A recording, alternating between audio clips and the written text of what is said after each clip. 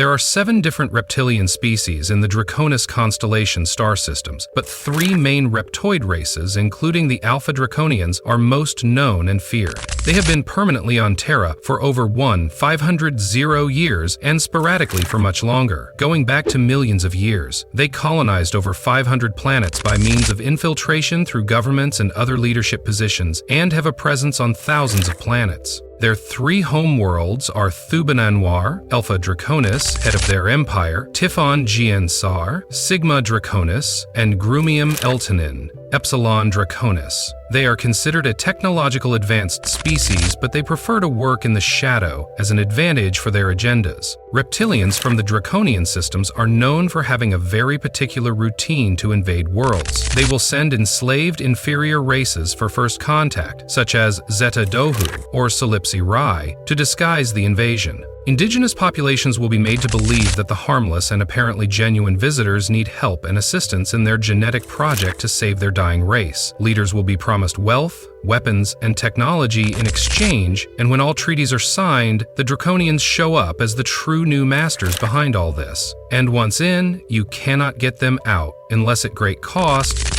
The only way to get them off a planet is often with the intervention of the Galactic Federation of Worlds, or at least the help of a species more advanced technologically in warfare than the invaded population, and able to withstand the forces of the Reptilian and Orion empires, which is quite a challenge. Many reptiloid species, alike the Ciakahrr, Nagi, and Mazeric, for instance, feed off etheric substance as well as flesh and blood. They feed off humans and drink human blood, and these both sources of nourishment are in fact intrinsically linked. It is easy to understand when you consider that flesh and blood have low etheric frequency, especially when imbued with the vibration of fear and pain experienced at death. This is also another reason why reptilian invaders work at hidden agendas to maintain a certain level of violence and basic instinct on the conquered planets, generating wars, grief, starvation, destruction, and despair. There's also a very strong reason why they do not want to let go the ownership of Terra adrenochrome, a substance produced on Terra by children, submitted to extreme pain and fear, and more valuable to reptilians than anything else in the universe. This highly prized drug, excreted from the human body through a needle that you place in the left eye or back in a vertebra of the spine, gives them a kick. It helps their body cells regenerate and also benefits in the shape-shifting process. It lasts longer. This is the main reason why Terran abductees never return, and especially children, being used as food or and either as slaves. They also abduct females on a large scale in order to create hybrid offsprings to be sent away to other colonized planets, or otherwise these offsprings become powerful members infiltrated in the main leading societies. Let's now have a look at the 3 different species from the main systems: Alpha, Epsilon, and Sigma. However, in this article, we will focus more on the Alpha-Draconians.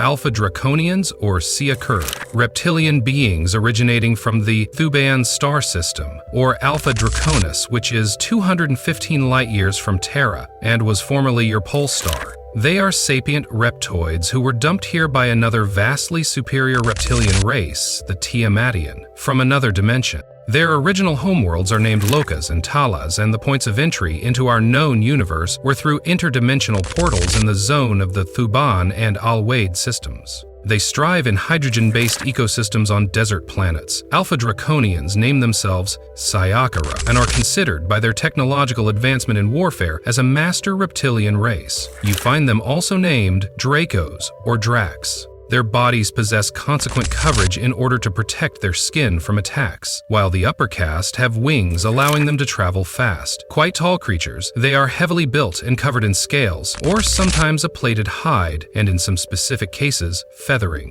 All these variations depend on their caste. This is a violent race, and their culture is based on war. Ciakahrr see Terrans as a source of nourishment, trade, and slavery, so they do not particularly have patience for humans, and they are blamed for a large percentage of abductions. Although it is often alleged that a warrior race doesn't always screams intelligence, the Draconians make exception to this rule. They are indeed very intelligent, to a certain measure, and are also expert geneticists. To a certain point also, they possess either 3 or 5 long clawed fingers with an opposable thumb, with talons on the ends, a large inferior jaw, holes for ears and large eyes. Their genitalia are hidden by a flap of skin. They wear very little clothes except for extra armor, often seen with a belt used as an invisibility device. The faces of these creatures are a mix of lizard humanoid. A central ridge comes down from the top of their heads, and their eyes have vertical golden iris and black pupils. Sometimes, the iris or the entire eye has small red splotches of blood. They are cold-blooded and need an adequate environment to maintain their body moist and at temperature. Nonetheless, their scales protect them from moisture loss, larger and thicker on their back. They are also fitted for space travel due to their ability to hibernate.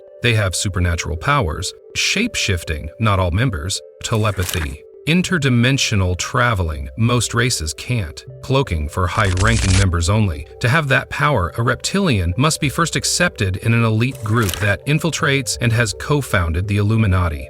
They are differentiated in two first types: the Terra Draconians and the off-world Draconians. The Terra Draconians predate Terran humans over hundreds of millions of years. Like other reptilians, they falsely claim to have originated on Terra millions of years ago, a fact they use to justify their attempt to retake this planet for their own. The truth being that they found it before anybody else and disputed its ownership with the Lyrans, Solipsi Rai, and Anunnaki, claiming it as theirs. Any other new visiting race was considered by them as invasive. Because of their ability for interdimensional travel, the Galactic Federation of Worlds has locked the Terra Draconians into the third-dimensional plane and also blocked the off-world Draconians to penetrate the Terran star system by an energy barrier at the outskirts of the solar system. Ciakahrr were one of the first species to reach interstellar travel level, and they have obstructed the evolution of many cultures, preventing them from achieving the same level of technology. They also seeded many worlds with their biological offsprings and hybrids, considering themselves as original rulers of controlled worlds, superior to the indigenous species they see as inferior races.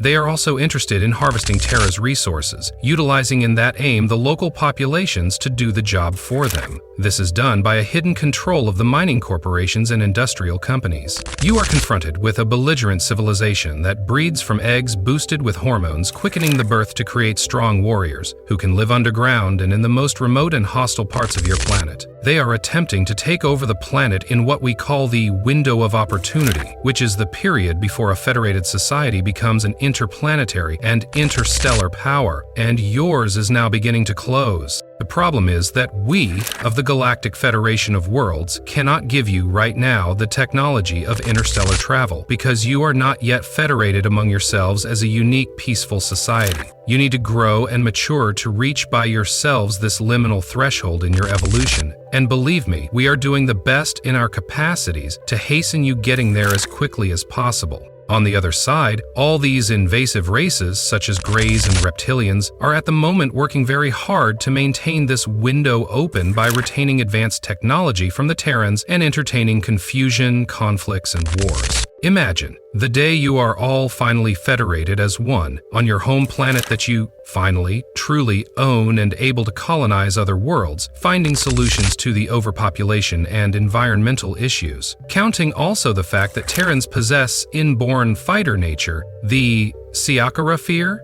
that time when Terrans will reach interstellar travel, Terrans will become a threat to the Reptilian Empire's agenda, and Reptilians do not want this to happen. Their ships have wide-range variations, often discoidal, but one there is a constant. Ciakahrr motherships are huge, large rectangular vessels. Language and communication. Their language sounds like rolling atonal guttural vocalizations, growls and clicking noises, quite loud and uncomfortable to hear, partially the reason why their telepathic abilities are so well refined. The warriors rarely speak, communicating with each other and their superiors non-vocally. They call themselves Ka'akuma, which means individual, when addressing each other. They call Terra Shan and Terrans Shanai. Social structure. The Ciakahrr are royalty and elites. It follows rather an insect-like caste-based structure than a reptile social structure and is composed of three main castes. The Ciakahrr royalty are scaled individuals with beige or greenish-brown colors, and they measure about 18 to 25 feet tall,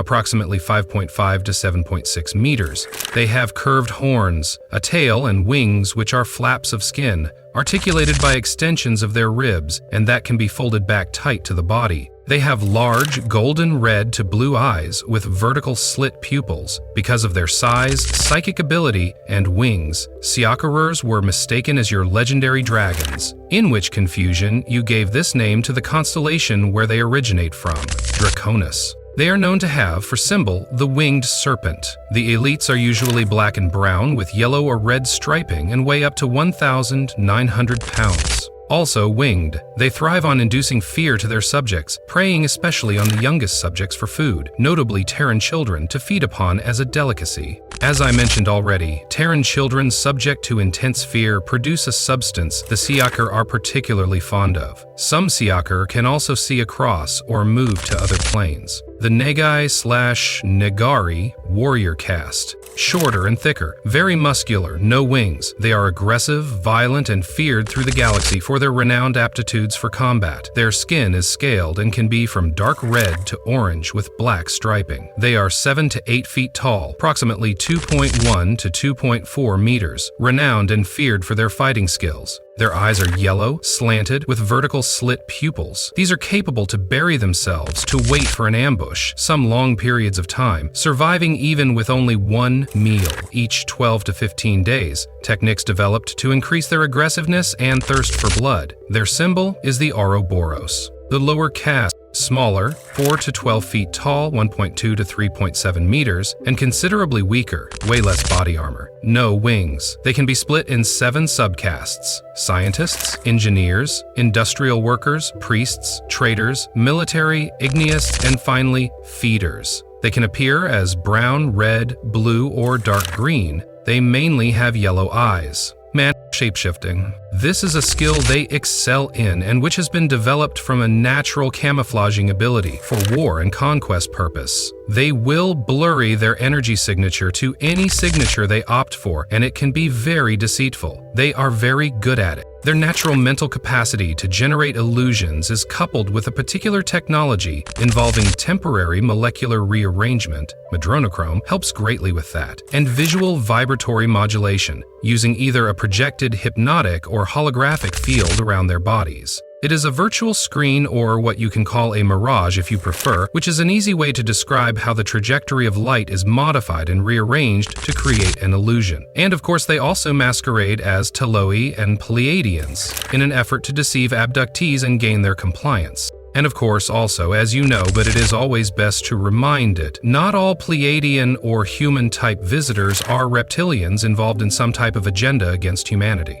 This has to be written down and reminded, as much as the knowing to be visually mislead. Draconians perform these confusing shapeshiftings not only to deceive the abductees and make things easier, but also to confuse them and make of the Pleiadians and races alike a bad name, in the attempt that benevolent species lose credit and trust to the eyes of the Terrans. Besides some useful drugs, like adrenochrome, aiding their molecular regeneration and stability in the process of shapeshifting, Ciakahrr also mine monoatomic gold, with the aid of slaves of course. This particular mineral boosts their neurosystems.